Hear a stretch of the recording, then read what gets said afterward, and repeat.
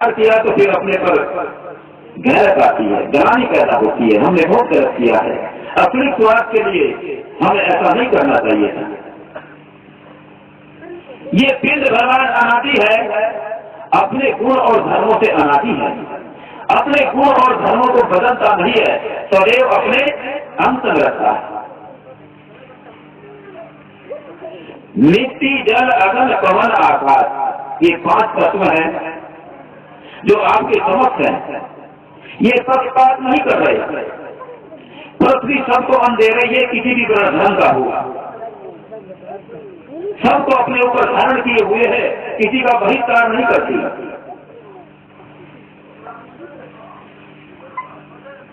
वायु सबको समान रूप से लगती है, पक्षपात नहीं करती। नीर सबकी समान रूप से जल प्यास बुझाता है, पक्षपात नहीं करता। अग्नि समान रूप से सबकी सेवा कर रही है, पक्षपात नहीं करती। आकाश के साए में सभी रह रहे, पक्षपात नहीं करते। ये 5 तत्व मिलकर क्या बनता है? जैसे भूमि, जैसे गगन, वैसे वायु, ऐसे अग्नि, नैसे नीर। गीता में कृष्ण ने एक बार कह दिया कि भगवान सभी हैं, सब हैं। ये 5 तत्व मिलकर भगवान बनता है, लेकिन ये तो जड़ है। इसलिए उपाधि दी तंत्र को भगवान की, ये महत्व को कि वो समान है, पक्षपात नहीं करते। और जो पक्षपात करते हैं वो इन 5 तत्वों के बराबर नहीं हो सकते। जो इस रहते को जानकर उपराम ले चुका, वो छठा ड्राइवर उसे संत की उपाधि, उसे हंस की उपाधि दी है। तो ये सृष्टि किसी की रची हुई नहीं है, ये सबसे है और 6 गुण धर्मों से अनादि है, कभी बदलती नहीं है। इसमें जो जीव है, इसके अंदर में स्वार्थ है, ये अपने कर्म के अनुसार अनादिकाल से सुकर्म और अकर्म जाने अनजाने में करता हुआ चलता चला आ रहा है, देह धरता छोड़ता चला आ रहा है और अनादिकाल तक देह धरता छोड़ता चला जाएगा। कहाँ जाएगा? ये सभी लालच दे रहे हैं। ये स्वर्ग में जाएगा। स्वर्ग का अभिवर्णन भी होता है कि स्वर्ग इंद्र के अधीन है, उसका देवता इंद्र है। इंद्र की करामात आप सभी लोग जानते ही हैं। उनके गुरु बृहस्पति की लड़की अहिल्या की शादी हुई गौतम के साथ, तो स्वर्ग में रहने वाला भगवान इंद्र अपनी गुरु की लड़की अहिल्या शादी होने के बाद भी नियत में कपटी है, संत की हानि ठहरते हैं। सबल स्वरूपी जो संत होते हैं, करोड़ों इंद्र उनके चरणों में मस्तक झुकाते, करोड़ों। संत में छोटी बात नहीं है, ये बहुत अगम रहते हैं। ये सच है, जाने अनजाने में कह दिया कि बड़े भाग बस्ती में सत्संग होता है, वाकई ये 100% सत्य है। ब्रह्मांड बदल सकता है, लेकिन शब्द नहीं बदल सकता। 6.5 करोड़ वर्ष के बाद तुम्हारा यादव सोने का नंबर आता है, इसीलिए तुम्हें कुछ याद नहीं आता। जिसको याद है उन्होंने बताया है, क्योंकि उन्होंने ऐसी साधना की है। ये याद रहे कि थ्योरी कोई सत्य या असत, इसको जानने की कोशिश करनी। ये साइंस सत्य है, सत्य है या वैसे ही बकवासी है।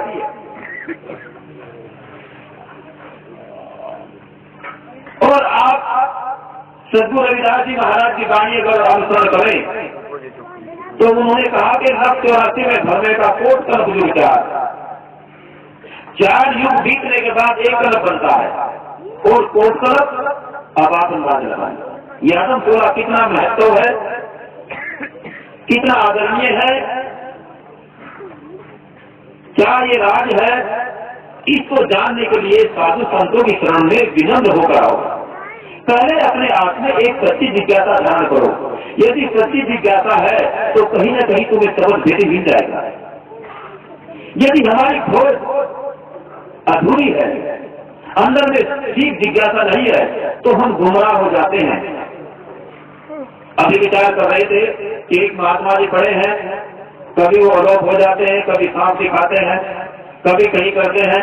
वो शाहपुर के अंदर गुंठी देकर आए थे, चंद्र जी भी जानते होंगे, वो हमें अपने त्रिविल में बैठा कर लाए। साथ आज समझ रहे होंगे कि ये कौन है, ये अंदर की मजदूरी करता है। आज यहाँ पर बैठे हैं, अल्लाह ईश्वर भगवान वाहिगुरु के रूप पर ही अत्याचार हो रहा है। ये तुम लोग क्यों नहीं कोशिश करते कि ये रहते क्या? तो ऐसे झमेले में नहीं पड़ता है। अभी आप वर्णन कर गए कि सदगुरु महाराज जी की 3 बूंद से 3 लोगों का ज्ञान हुआ, लेकिन 3 लोगों की जानकारी भी तो वो कहाँ है? तो इस रहस्य को जानने के लिए, इस दिन ब्रह्मांड को पढ़ने के लिए हम संत की शरण लेते हैं।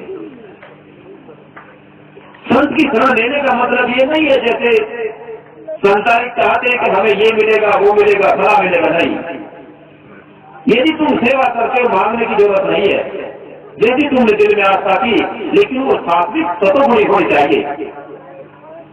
कहने की जरूरत नहीं पड़ेगी, तुम्हारा काम बन जाएगा। अगर रोज ये कहोगे कि गुरु जी ने मेरा ये काम किया, वो काम किया, तो उसके अंदर अहंकार आ जाएगा, और अहंकार आएगा अगुरु के अंदर।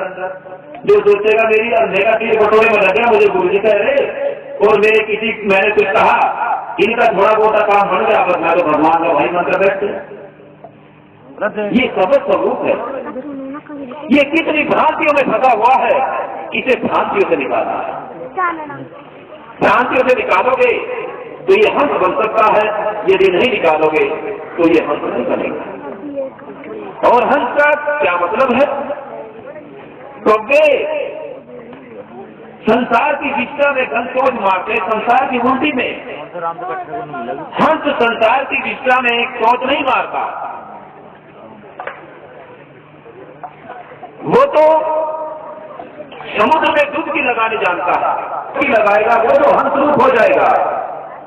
उसमें से मोती निकालेगा, वो किसी गुंठी देने वाले, किसी सांप दिखाने वाले, किसी सुरंग में बढ़ने वाले, किसी का पागल रूप दिखाने वाले, ऐसा उसका एक बार भी हिला नहीं सकते। ये नोट करो। कौवे ही उससे चोट मारते क्यों? कौवे को जो है मोती के बारे ज्ञान नहीं है, वो तो विष्टा की तरफ देखता है। सो गुरु प्रेमियों, मैं आपको यही संदेश देने आया हूं। इस बस्ती में सदगुरु महाराज की कृपा है।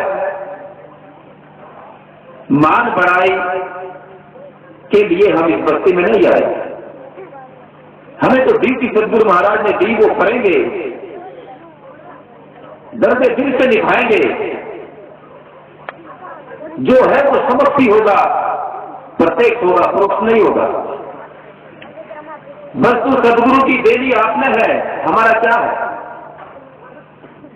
अगर हम सर कपट कर जाते हैं तो आपके भी चोर और सदगुरु के भी चोर। तो ये खुद गुरु को सोचना चाहिए कि हमारा क्या दायित्व है। अगर हमें सदगुरु ने मान दे ही दिया है तो इसको निभाना चाहिए। अपने स्वार्थ के लिए चलते हो तो सिर्फ उनके पास कपड़े जाते हैं, हंस नहीं जाएगा, उसको रहस्य मालूम है। सो गुरु प्रेमियों, आप लोग हंस पद के बारे में विचार करें। हंस पद तभी बनेगा जब हम संसार के सभी झमेलों से ऊपर उठ जाएंगे। इस भारत में ये 21वीं सदी है। सभी संतों का थे, सदगुरु रविदास जी महाराज है, कबीर साहब जी थे, नानक देव जी हैं। सभी ने ये सदी हंसों के हित में लिखी है। इसमें हंस आएंगे और कब्बे 68 करोड़ ग्रस्त होने हैं। या तो 56 करोड़ हुए थे, अब कब्बे 68 करोड़ ग्रस्त होने हैं, और ये समय निश्चित है। आप लोगों को मानव बनना है। कोई धर्म गलत नहीं है, गंदा नहीं है।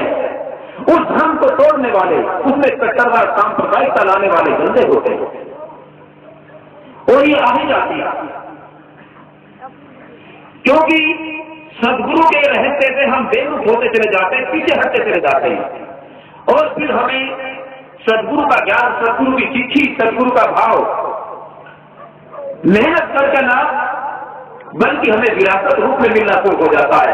माँ बाप जैसे थे, हिंदू है तो हम हिंदू बन गए, मुसलमान थे तो मुसलमान बन गए, सिख थे तो हम सिख बन गए, जैन थे तो हम जैन बन गए, यहूदी थे तो हम यहूदी बन गए, लेकिन उसकी गहराई से अधिक रह गए। एक ही धर्म संसार में है जो सर्वमान्य है। ऐसा चाहो राज में जहां मिले सबको हम, छोटे बड़े सब सम बसे रविदास रहे प्रसन्न, वो है मानव धर्म। पहले तुम मनुष्य हो, मानुष होकर ना जिए, जिया तो डांगर ढोर, एक मनवा पास तुम्हारे लगा सके नहीं तो।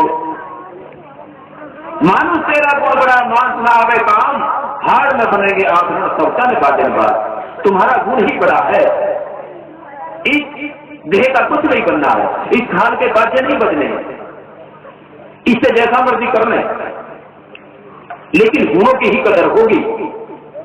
सो गुरु प्रेमियों, मानव किसको कहा जाता है? हर धर्म के कुछ नियम है। सिख धर्म के कुछ नियम है, गोविंद साहब ने 5 ककार दिए। ये ककार जिसके पास हो तो वो सिख है, लेकिन रहनी रहेगा सोचिक मेरा वो साहेब, मैं उसका तेरा। जो रहनी रहेगा सिख मेरा वो है, बल्कि वो मेरा साहिब है, मेरा परमेश्वर है, मेरा परमेश्वर है, मेरा गुरु है, मैं उसका दास हूं। और इससे बढ़कर गुरु क्या कहेंगे? कबीर साहब जी कह रहे, दो मन सूत अलग नहीं सूझा, जन्म जन्म उधेरा, कहीं कबीर जो आपका सूझे वो गुरु हम तेरा। इससे ज्यादा गुरु क्या कहेंगे? जुल्हे का काम करते थे, उसी में सुलझा दिया। नोई मन सूत है, उसका ज्ञान करो संतों से, वो क्या है? उसको सुलझाने वाला कबीर है, उसको समझाने वाला गुरु है। किसी को कहने की जरूरत नहीं पड़ेगी कि मुझको गुरु कहो। और क्या कहेंगे? जोड़े गांठने वाला ये कह रहा कि मैं जोड़े नहीं, मैं टूटते चीजों को गांठता हूं, जैसे टूटता जूता जोड़ देता हूं, इससे तुम्हें सुख मिलता है। तुम्हें पृथ्वी से कोई भी पदार्थ हानि नहीं पहुंचा सकता, पैर में गिरता है। इसलिए मैं दिलों को जोड़ने आया हूं।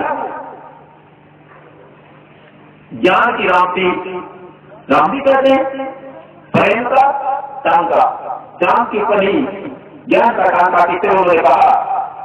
अर्थात जो इसको समझ गया वो मेरा परमेश्वर है। काशी काया खोजो भाई से हिंदोरा सुनती काशी, काया काशी वो काशी जिसको कहते हैं कि वो काशी वहां पर जाकर चक्कर काट लो वो स्वर्ग में चला जाता। नहीं, ये काया ही काशी है। मंदिरों में जाते हैं, मस्तक झुकाकर नहा करके अरदास करते हैं। मस्जिद होना नहीं, क्या है? साधन भोजन मैथुन संसार की का किला, सब गंदगी के किले हैं। क्यों कहा? क्योंकि 6 कर्म में से उपराम नहीं रहे। बीच पशु के भोगी होनी है, वो कर्म भूमि का नहीं है। वहां बीच कोया लोग सभी अपना आश्रय ढूंढ लेते हैं, लेकिन मानो धन बाहर से भी आ रहा है।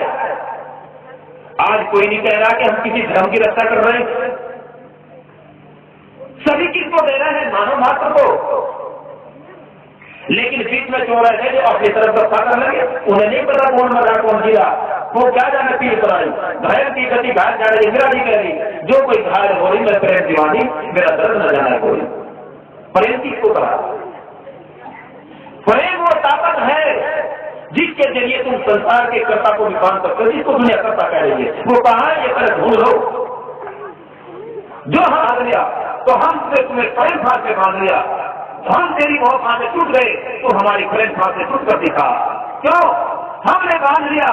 दुनिया रविदास करे लेकिन बना हुआ तू है। प्रेम बहुत बड़ी ताकत है। प्रेम पंथ की पाल की रविदास कहते हो आए, सच्चे स्वामी विलन का हारन कहाना जाए। तो गुरु प्रेमियों, ये 6 कर्म का ज्ञान करो। हमें अपना पड़ाव सुंदर बनाना है, अच्छा बनाना है, पर किरत से सभी ने किरत कर्म करना, किरत करना, बांट के खाना, नाम जपना। तुम किरत भी करते हो, बांट के खाते हो, लेकिन नाम जपने का अधिक हो। तुम किरत करने वाले हो, तुम्हारी पूजा होनी चाहिए थी, तो हो गया। सबने उनका विनादर किया है, आदर नहीं किया, अपने खुली स्वार्थ के लिए मानवता को तोड़ दिया। अब समाज देखने जाओ, ये देखने का अवसर है, लेकिन हंस भूमिका में ठहरने का अवसर है। जो हंस भूमिका में है सो तमाशा देखेगा, नहीं तो कभी अरे राजा चले गए, बड़े बड़े भूपति चक्रवर्ती चले गए, सबके किले यही पड़े, तीनों फिर भी होश नहीं आ रही। विदेश भरते जा रहे हैं, कहाँ ले जाते? साधन भोजन खाते तो वो बीमार रहते, क्यों? हमें इसके बारे में ज्ञान ही नहीं। शरीर गंदा होता है, मुसलमान भाई है, पेशाब की बूंद लगने शरीर गंदा होता है, वो मिट्टी का डरा लेकर चलते हैं, कहाँ जा रहा है? यदि ये विचार कर ले तो अहिंसा नहीं जानते हैं। मदिरा संत और सतगुरु ने कहा कि सोने के बर्तन में भी मदिरा है तो संत उसकी निंदा करेगा। उच्च जाति का कहलाना, अपने को स्वर्ण कहलाना और थोड़ा अंत है, और ऐसा कहने के बाद भी हैरत नहीं आती। नियम करो क्या है? मोहन वो मरेंगे, अपने को बचा ले तो फिल्म देखते मैं इस तरह अपने बच्चे को बचा है और करो हजारों को मरा है। ये सोच रहे तेरा भी मजबूत सुनाइए। यहाँ भी इंसान मानो पशु से गिर गया। नींद पशु भी सोता, हम भी सोते हैं। पशु यदि सो गया तुम उठाओ तो तुम्हारी सेवा को उठाएगा, तो भी वो होगी। अगर तुम है पशु को भी है, हमको भी है। पशु को नहीं पता कि काल मेरे ऊपर क्या है, हाथी को नहीं पता कि काल मेरे ऊपर कौन है, किसी को भी नहीं पता काल कौन है, उसको काल का ज्ञान नहीं, और तुमको भी काल का ज्ञान